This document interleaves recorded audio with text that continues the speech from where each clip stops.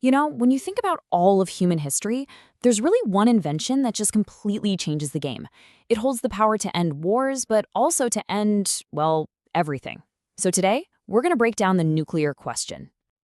Now, saying one weapon changed humanity forever, that sounds like an exaggeration, right? But for the last 80 years or so, that's exactly what's happened. Nuclear weapons haven't just changed warfare. They've completely rewritten the rulebook for global politics, for how nations interact, and even how we think about our own survival as a species. So, to really get a grip on the world we live in now, we've got to go back to the very beginning. And the thing is, the story of the atomic bomb, it's not ancient history. This is a recent invention, and it all unfolded with this breathtaking and, honestly, terrifying speed. Okay, just look at this timeline. It really puts the sheer speed of all this into perspective. I mean, we're talking about going from just an idea in theoretical physics in the 30s to the US actually using atomic bombs on Hiroshima and Nagasaki in 1945. And then, get this, just 4 years later, the Soviet Union has its own bomb. Bam!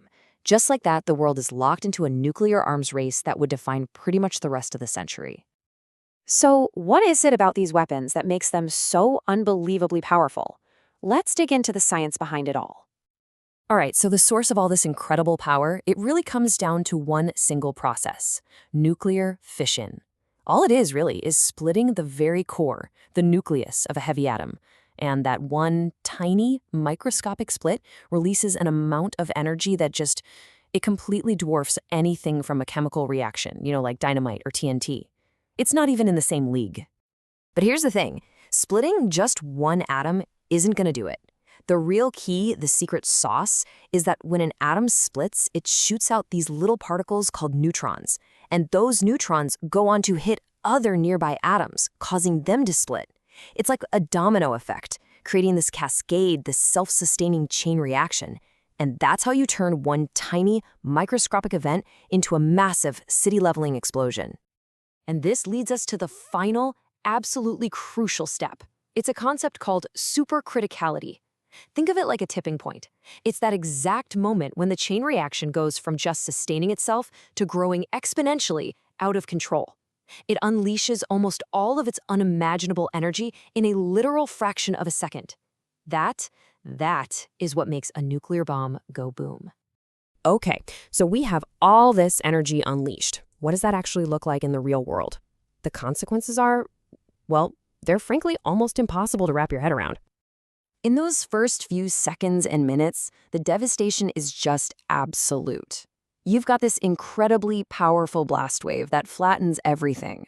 Then there's the heat, so intense it can start fires miles away. And at the same time, there's a deadly, invisible pulse of radiation. And the worst part? Any hospitals or doctors that could help are probably gone, destroyed in that same initial blast. And to even try to understand the human cost, you have to completely change the way you think about scale. We are not talking about thousands of casualties here.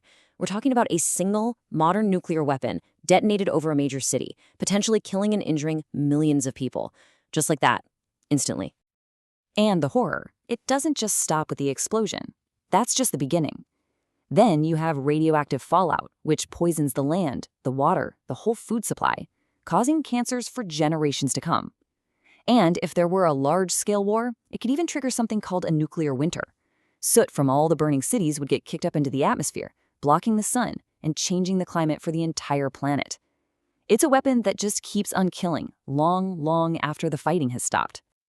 So, with this level of destructive power on the table, the world was forced into a totally new and, let's be honest, a really dangerous strategic reality. And it created this bizarre paradox that we are still living with right now.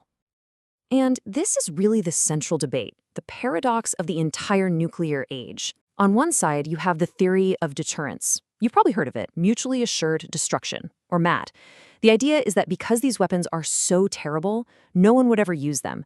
And that's actually what's kept the peace and prevented another world war. But on the other side, you have the simple, stark reality that any use of these weapons would be a humanitarian catastrophe on a scale we've never seen, completely violating the laws of war. So to try and manage this incredible risk, the world built this kind of fragile system of control. The centerpiece is the Non-Proliferation Treaty, the NPT, which is basically a global promise to stop these weapons from spreading. You've got the IAEA. They're like the world's nuclear watchdog. And then you have a whole series of arms control treaties, especially between the US and Russia, that have actually cut down the number of warheads in a huge way since the Cold War. It's this constant, ongoing effort to, keep the genie in the bottle. Okay, but that was then. What about now? For our final section, let's take a look at how this whole landscape is changing, because the threats we face today, they look a lot different than they used to. Yeah, the Cold War might be over, but the nuclear threat hasn't gone away, it's just evolved. We've got new technologies in the mix now, like cyber warfare or advanced missile defense systems, that could totally throw off that old balance of power.